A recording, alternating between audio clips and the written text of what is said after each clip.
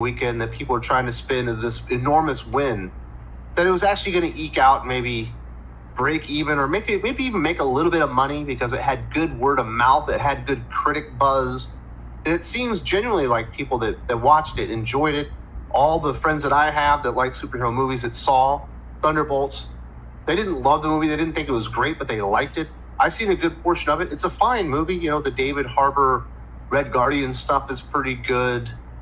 You know, I like White Widow. So it had some stuff going for it. Didn't really have a lot of superstars in the movie other than maybe Winter Soldier, if you want to consider him like a star kind of attraction within the MCU itself. But in the past, just having a good MCU movie was enough to make money.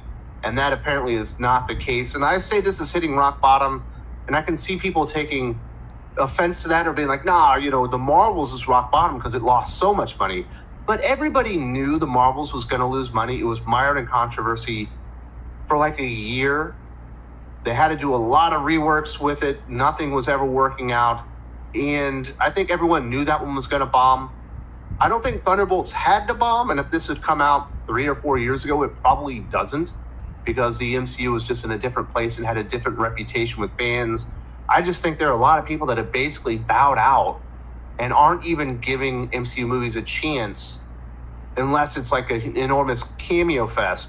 You know, because the last 3 big successes that the MCU have had are Spider-Man No Way Home, obviously coming right off the heels of Endgame, all the cameos from the Sony Spider-Man universe movies coming in. You get the 3 Spider-Men, Doctor Strange, the Multiverse of Madness. It had all the cameos, not so much outside of Professor X of characters from other universes, but all those cameos from people that they wanted to see playing characters that we hadn't seen, most notably John Krasinski, I guess, is Reed Richards, although there was Black Bolt in there as well. But then you get to Deadpool and Wolverine, another cameo fest, bringing in even more Fox Studio, you know, X-Men movie characters in there, and they were all pretty big successes.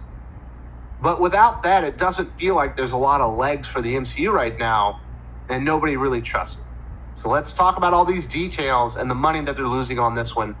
Marvel Studios' latest release, Thunderbolts, has officially joined the growing list of MCU box office disappointments.